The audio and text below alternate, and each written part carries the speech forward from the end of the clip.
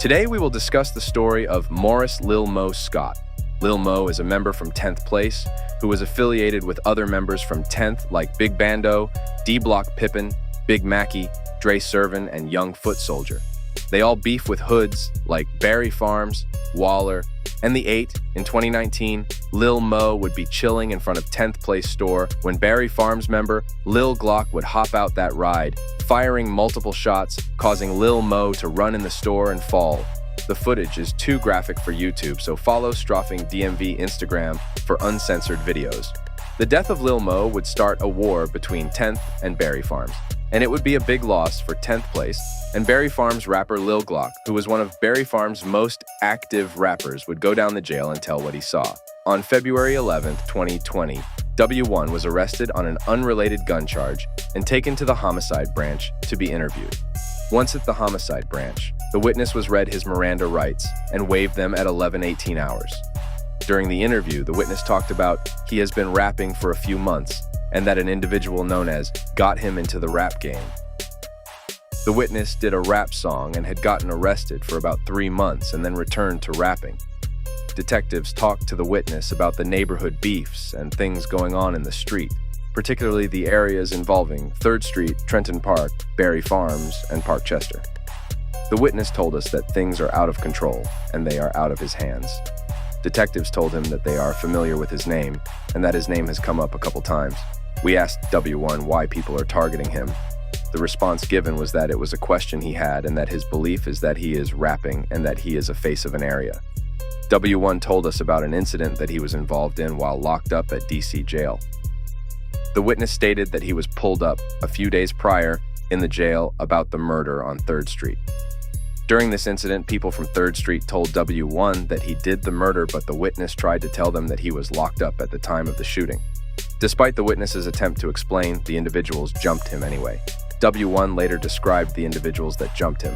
One of the individuals is described as an older guy and the other 2 were younger guys.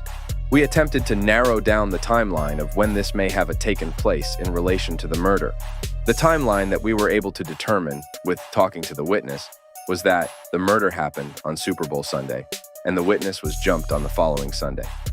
W1 told his mother he got jumped while he was in jail, and that it had something to do with the murder on 3rd Street. We asked the witness whether or not he knew the person who was killed on 3rd Street. W1 said that he has not seen a clear picture of the person to know who it was. We asked him when he found out about the murder. The witness learned about the murder the day after it occurred, when he called home and talked to his girlfriend. The girlfriend told him about the murder and that she heard about it on Murder Mayhem. The girlfriend told the witness that she thought the person who was killed was an individual known as Turtle. Detective Roy asked if Turtle goes around 3rd. The witness said that he was wondering the same thing, but he later heard that it was Heem that was killed.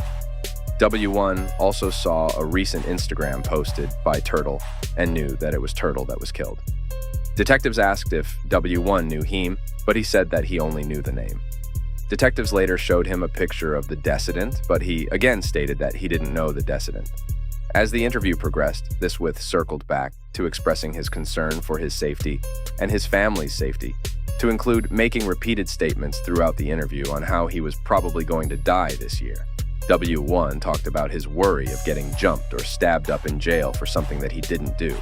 We asked him when he goes to jail, would Park Chester look out for him? And he explained that they were just in there when he got jumped, and that Park Chester didn't do anything. He said that he knows when he goes outside, he will probably die. We asked him when he watched video of the 3rd Street murder on Murder Mayhem, was there anything that looked familiar? He said no, that there was nothing about the video that would tell who it was. W1 then said he just heard in jail that 3rd is also beefing with Congress Park. According to the witness, people said it was him, but he said if you look at the video, they don't look nothing like him. Detective Roy asked him if he has ever seen the car before, and he said no. W1 described it as a new-ass Honda, and it had new Honda rims. W1 again said he said that he needed to clear his name out of the shit. 18-year-old honor roll student became yet another casualty in the outbreak of gun violence in the district. Maurice Scott was an athlete and a creative video production student. He was killed outside a store on Wheeler Road in Southeast yesterday. News 4's Corey Smith joins us live. And Corey had a really heartbreaking interview with Maurice's mom. Corey? Yeah, Erica and Leon, you can only imagine what she's going through, yet she did muster the courage to talk to us. You talk about Maurice Scott, and everyone that I've spoken to today told me when it comes to his future, the sky was the limit. Sadly, though, his life ended here on the ground at this strip center. He was a talented, funny, and ambitious kid, which makes his death even more tragic, not just for his family, but for his community as well. My name is Maurice Scott with Sunset Preparatory Academy. Well, I'm still thinking that he might walk through that door. That I could just hold him one more time.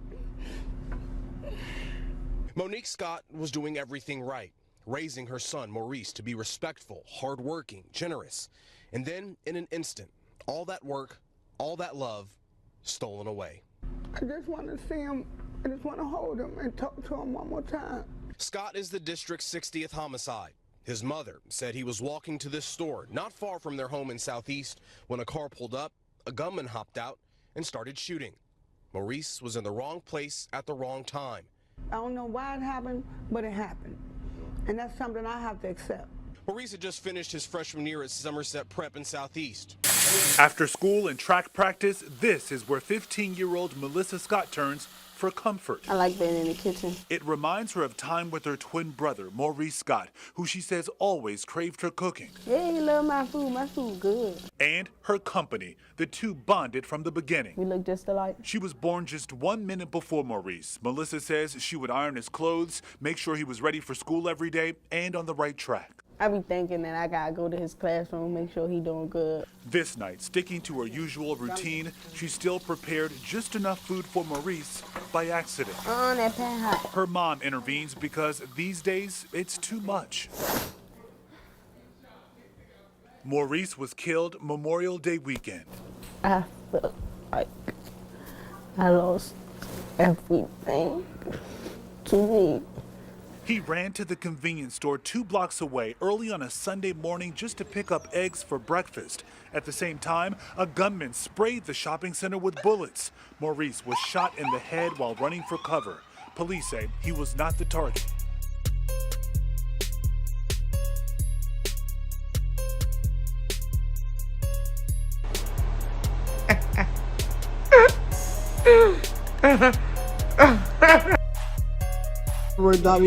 Yeah, if we see some paperwork, then yeah. But if we don't see no paperwork, we not labeling nobody as hot.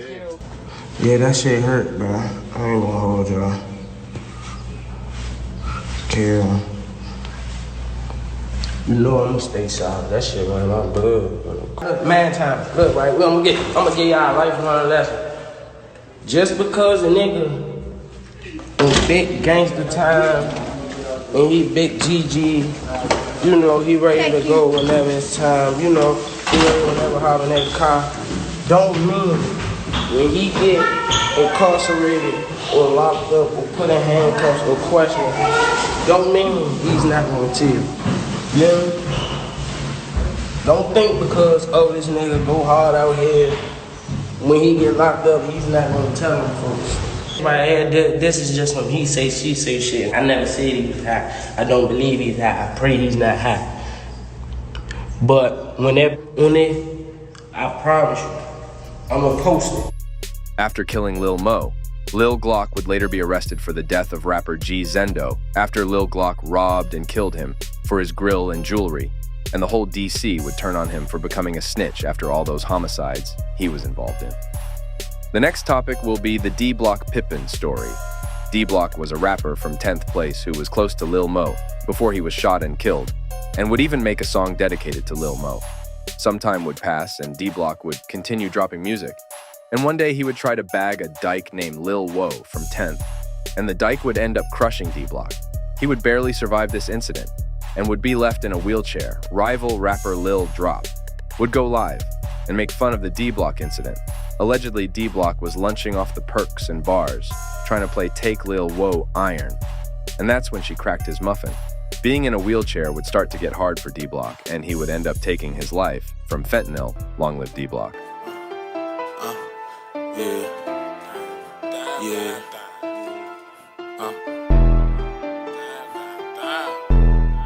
You know what the fuck going on, man? Stop playing. Damn. Shit get crunchy on my side of town. My mother. 3,300 blocks, 10 players. I'm from a block where shots get fired. It can go down any day. Yeah, you love that, you take them away. They'll run down, hit you right in the face. Summertime niggas be towing them drakes and chasing that money, that shit like a race. Be at the top of it, ain't no debate. You ain't from the struggle, then you can't relate. I'm from a block where this shit could get real. I'm from a block where this shit could get ugly. I'm from a block, 3,300 block. I'm from a block, 3,300 block. I'm from a block where this shit could get real. I'm from a block where this shit could get crunchy. I'm from a block, 3,300 block. I'm from a block, 3,300 block. Yeah, it go down when you in the field. Took bro away, they don't know how I feel. Catch me a Vic and it's top getting peeled. Shit that I rap, I be living for real.